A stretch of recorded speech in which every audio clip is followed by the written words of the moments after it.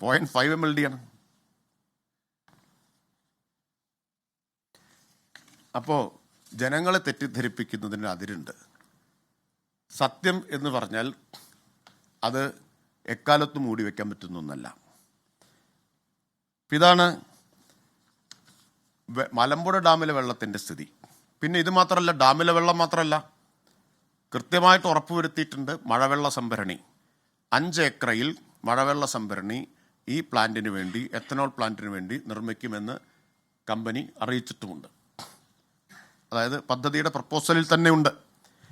അപ്പം മുൻ പ്രതിപക്ഷ നേതാവിൻ്റെ ചോദ്യമാണ്, മഴനിഴൽ പ്രദേശത്ത് എന്ത് മഴവെള്ള സംഭരണി? അവിടെ എങ്ങനെ മഴവെള്ളം സംഭരിക്കാൻ പറ്റും? ഈ കാര്യത്തിന് ഞാൻ പാലക്കാട്ടെ പത്രസമ്മേളനത്തിൽ വ്യക്തത വരുത്തിയതാണ്. ഒരാളും വാർത്ത കൊടുത്തുമില്ല, ചോദിച്ചതുമില്ല. എന്താണെന്നറിയാമോ, ഇതിനേക്കാൾ കുറച്ചുകൂടി ഈ വെള്ളത്തിന് ക്ഷാമമുള്ള പ്രദേശത്താണ് അഹല്യ നിൽക്കുന്നത്. അഹല്യ വടകരപ്പതി, എലപ്പുള്ളി പഞ്ചായത്തുകളിലായിട്ടാണ്. ഈ 2 പഞ്ചായത്തുണ്ട്. അവിടെ 12 റെയിൻ വാട്ടർ ഹാർവെസ്റ്റിംഗ് ഫാമുകളുണ്ട്. 12 എണ്ണം. ഓരോന്നിൻ്റെയും കപ്പാസിറ്റി 2 കോടി ലിറ്ററാണ്. 2 കോടി ലിറ്റർ. 5 ഏക്കർ മുതൽ 6.5 ഏക്കർ വരെ ഓരോന്നുമുണ്ട്. അപ്പോൾ 24 കോടി ലിറ്റർ വെള്ളം സംഭരിക്കുന്നത് ഈ വടകരപ്പതി എന്ന് പറഞ്ഞാൽ പുള്ളി പോലെയല്ല വടകരപ്പതി, ചിറ്റൂർ താലൂക്കിലാണത്. രൂക്ഷമായിട്ടുള്ള വെള്ളക്ഷാമം ഉണ്ടായിരുന്നൊരു സ്ഥലമാണ്. അവിടെയും ഈ എലപ്പുള്ളിയിലും കൂടി 2 പഞ്ചായത്തിലായിട്ടാണ് അഹല്യ ക്യാമ്പസ് കിടക്കുന്നത്. 24 കോടി ലിറ്റർ സംഭരിക്കുന്നുണ്ട്. ബോട്ടിങ്ങും ഉണ്ട്. അപ്പോൾ നിങ്ങൾക്ക് അറിയാത്തതല്ല അതൊക്കെ. അപ്പോൾ 24 കോടി ലിറ്റർ വെള്ളം അവിടെ സംഭരിക്കുന്നുണ്ട്. ഇനി കിൻഫ്രയുടെ തന്നെ ഉണ്ട്. കിൻഫ്രയുടെ മഴവെള്ള സംഭരണിയുണ്ട്. ഇതേ മേഖലയിലുണ്ട്. ഇൻഡസ്ട്രിയൽ ഏരിയയിൽ കിൻഫ്രയുടെ മഴവെള്ള സംഭരണിയുണ്ട്. ഇപ്പം ഞാനിത് പറഞ്ഞിരുന്നു, പക്ഷേ ആ ചോദ്യം അദ്ദേഹം ആവർത്തിച്ചുകൊണ്ടിരിക്കുകയാണ്. അപ്പം ഞാൻ ബഹുമാനപ്പെട്ട മുൻ പ്രതിപക്ഷ നേതാവിനെയും മാധ്യമപ്രതിനിധികളെയും നമുക്ക് ആ മഴവെള്ള സംഭരണി കാണാൻ പോകാൻ ക്ഷണിക്കുകയാണ്. ഫെബ്രുവരി 17-ാം തീയതി ഉച്ചയ്ക്ക് 3 മണിക്ക് നിങ്ങളെല്ലാവരെയും ക്ഷണിക്കുകയാണ്. എങ്ങനെയാണ് അല്ല, വരാൻ താല്പര്യമുള്ള എല്ലാവർക്കും വരാം. കാരണം ഇതൊരു തെറ്റിദ്ധാരണ നീക്കാൻ വേണ്ടിയിട്ടാണല്ലോ. അല്ല, നിങ്ങൾ ഈ വാർത്ത ഇങ്ങനെ ഇതേ ചോദ്യങ്ങൾ ആവർത്തിക്കുന്നതുകൊണ്ടാണ് നിങ്ങളെ വിളിക്കുന്നത്. പാലക്കാട്ട് ഞാൻ അഭ്യർത്ഥിച്ചിരുന്നു, നിങ്ങളൊന്ന് പോയിട്ട് ഇത് റിപ്പോർട്ട് ചെയ്യണം. ഇവിടെ മഴവെള്ള സംഭരണം നടക്കുമോ? 2ഉം കാണാം. അതെ, 2ഉം കാണാം. വരാൻ തയ്യാറാവണം. ഈ വസ്തുതയായിട്ട് അംഗീകരിക്കാനുള്ള ധൈര്യമുണ്ടെങ്കിൽ നമുക്ക് ഒരുമിച്ച് പോയിട്ട് കാണാം. അല്ല, ഞാൻ പറയാം, ചോദ്യം അവസാനമാവാം.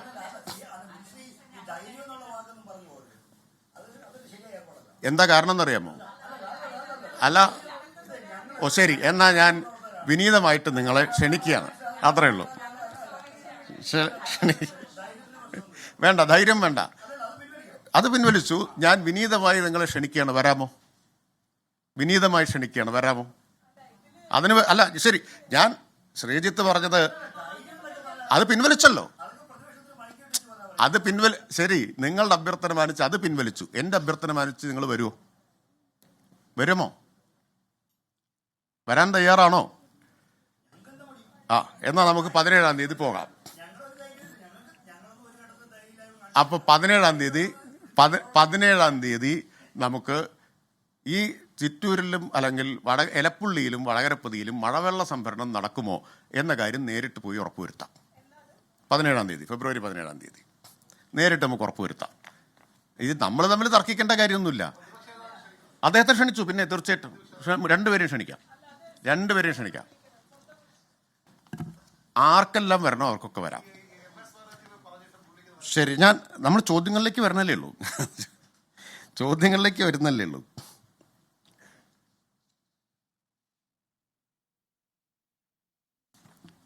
അപ്പം അതാണ് വെള്ളത്തിൻ്റെ കാര്യം. പിന്നെ സ്പിരിറ്റിൻ്റെ കാര്യം ഞാൻ നേരത്തെ പറഞ്ഞു. കേരളത്തിലേക്ക് വരുന്നതേ 4200 കോടി രൂപയുടെ സ്പിരിറ്റാണ്. ഇനി ഈ എത്തനോളിൻ്റെ ഡിമാൻഡ് കൂടി വരുമ്പോൾ 4200 കോടി രൂപയുടേതാണ് കേരളത്തിലേക്ക് വരിക. അതിലേറ്റവും കൂടുതൽ ഇപ്പോൾ വന്നുകൊണ്ടിരിക്കുന്നത് മഹാരാഷ്ട്ര, രണ്ടാം സ്ഥാനത്ത് കർണാടക. കർണാടകയിലെ ഒരു മന്ത്രിക്ക് സ്പിരിറ്റ് നിർമ്മാണശാലയുണ്ട്. യൂത്ത് കോൺഗ്രസ് സംസ്ഥാന വൈസ് പ്രസിഡന്റിന് സ്പിരിറ്റ് നിർമ്മാണശാലയുണ്ട്. ഇതെല്ലാം ഞാൻ പറഞ്ഞു. പക്ഷേ ഇതിനോടൊന്നും പ്രതിപക്ഷ നേതാവോ മുൻ പ്രതിപക്ഷ നേതാവോ പ്രതികരിച്ചിട്ടേയില്ല. അവരോട് ആരോടും ചോദ്യവുമില്ല. അങ്ങനെ ഒരു സൗകര്യം അവർക്കുണ്ട്. ഇതിനൊന്നും അവർ മറുപടി പറയേണ്ട കാര്യമില്ല. അപ്പോൾ കർണാടകയിലെ കോൺഗ്രസ് മന്ത്രി, Congress MLC, youth Congress vice president ഇവരുടെയൊക്കെ സ്പിരിറ്റ് നിർമ്മാണശാലയിൽ നിന്ന് കേരളത്തിലേക്ക് വരികയാണ്. സ്പിരിറ്റ് വരികയാണ്. 4200 കോടിയുടെ വലിയ നഷ്ടമാണ് കേരളത്തിന് അതിലൂടെ ഉണ്ടാവുന്നത്. വലിയൊരു സാധ്യതയാണ് കേരളത്തിന് ഇതിൻ്റെ ഫലമായിട്ട് നഷ്ടപ്പെടുന്നത്. GST 210 കോടിയുടെ നഷ്ടം വരുന്നതാണ് കണക്കാക്കുന്നത്. ഈ എത്തനോളിൻ്റെ ഡിമാൻഡ് കൂടി വരുമ്പോൾ 4200 കോടിയുടെ സ്പിരിറ്റ് ആവശ്യമായിട്ട് വരുന്ന സമയത്ത് GSTയിൽ മാത്രം ഉണ്ടാകുന്ന നഷ്ടം 210 കോടിയാണ്. പിന്നെ തൊഴിലവസരങ്ങൾ, ട്രാൻസ്പോർട്ടേഷൻ കോസ്റ്റിലെ ലാഭം, ഇതെല്ലാം വസ്തുതയായിട്ട് നമ്മുടെ മുമ്പിലിരിക്കുക. അതിനെയാണ് അട്ടിമറിക്കാൻ വേണ്ടിയിട്ട് നിൽക്കുന്നത്. അപ്പം ഈ 4200 കോടി കേരളത്തിന് ലാഭിക്കാൻ കഴിയുന്ന, അല്ലെങ്കിൽ അത്രയും വലിയ ബിസിനസ് കേരളത്തിൽ നിർത്താൻ കഴിയുന്ന, അതിൻ്റെ GST കേരളത്തിന് ആർജിക്കാൻ കഴിയുന്ന ഒരു നടപടി സ്വീകരിക്കുമ്പോൾ പ്രതിപക്ഷം എതിർക്കുന്നതിൻ്റെ പിന്നിൽ ദുരൂഹതയില്ലേ? ആർക്ക് വേണ്ടിയാണ് എതിർക്കുന്നത്? മുൻ പ്രതിപക്ഷ നേതാവ് കേരളത്തിന് പുറത്തുള്ള സ്പിരിറ്റ് നിർമ്മാണ കമ്പനി പ്രതിനിധികളുമായിട്ട് കൂടിക്കാഴ്ച നടത്തിയിട്ടുണ്ടോ? അദ്ദേഹം മറുപടി പറയട്ടെ. ഉണ്ടോ ഇല്ലയോ? നടത്തിയിട്ടുണ്ടോ? നടത്തിയെങ്കിൽ എന്താണ് ചർച്ച ചെയ്തത്? മുൻ പ്രതിപക്ഷ നേതാവ് അദ്ദേഹം മഹാരാഷ്ട്രയുടെ ചാർജുള്ള ആളാണ്. കർണാടക, പിന്നെ കർണാടകയുടെ രക്ഷാകർതൃത്വത്തിലാണല്ലോ കേരളത്തിലെ കോൺഗ്രസ് മുഴുവൻ കഴിയുന്നത്. അപ്പോൾ ഏറ്റവും കൂടുതൽ സ്പിരിറ്റ് വരുന്നത് മഹാരാഷ്ട്ര, രണ്ടാമത് വരുന്നത് കർണാടക. അവിടെ നിന്ന് ഇങ്ങോട്ട് കൊണ്ടുവരാം, ഇവിടെ ഉണ്ടാക്കാൻ പാടില്ല. ഇതാണ് വാദം. പിന്നെ പഞ്ചായത്തിൻ്റെ വാദമൊക്കെ പൊളിഞ്ഞു കഴിഞ്ഞല്ലോ. നിങ്ങൾ തന്നെ റിപ്പോർട്ട് ചെയ്തിട്ടുണ്ട്. പഞ്ചായത്തിനെ അറിയിച്ചില്ല എന്നുള്ള വാദമൊക്കെ പൊളിഞ്ഞു. രേഖാമൂലം പഞ്ചായത്തിനെ അറിയിച്ചിരുന്നു. 1 വർഷം മുമ്പ് പഞ്ചായത്ത് അതിന് അനുമതിയും കൊടുത്തിട്ടുണ്ട്.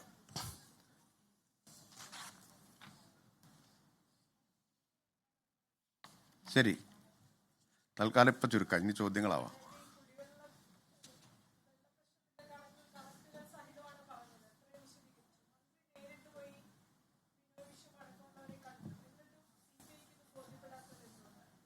അങ്ങനെ CPIയുടെ ഒരു പ്രസ്താവനയും വന്നിട്ടില്ലല്ലോ.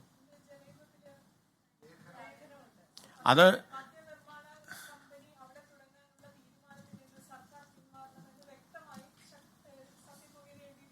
ഇത്രയും വസ്തുതകൾ വിശദീകരിച്ചാൽ അത് അവർക്കും ബോധ്യം വരും. ഞാൻ ഇത്രയും വസ്തുതയൊന്നും വിശദീകരിച്ചിട്ടുണ്ടായിരുന്നില്ല. വെള്ളത്തിൻ്റെ ഇത്രയും വിശദമായ ചർച്ചയും വന്നിട്ടില്ല. ഇത് വിശദീകരിച്ചാൽ സാധാരണഗതിയിൽ ആർക്കും ബോധ്യം വരാതിരിക്കില്ല. എല്ലാവർക്കും ബോധ്യം വരും.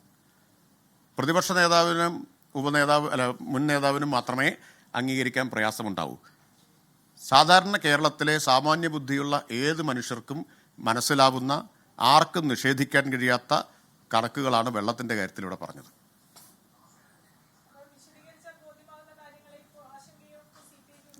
തീർച്ചയായിട്ടും അത്രയേ ഉള്ളൂ. വെള്ളത്തിൻ്റെ കാര്യത്തിൽ ഞാൻ കണ്ടില്ല ഇന്നത്തെ ജനയുഗം ലേഖനം.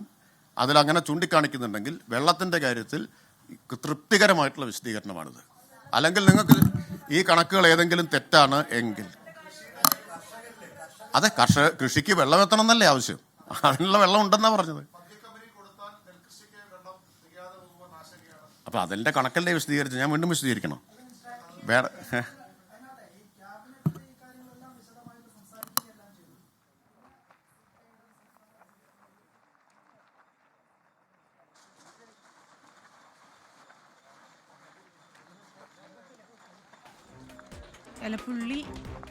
എലപ്പുള്ളി ഇരട്ടക്കൊലപാതക കേസിലെ പ്രതി ചെന്താമരയെ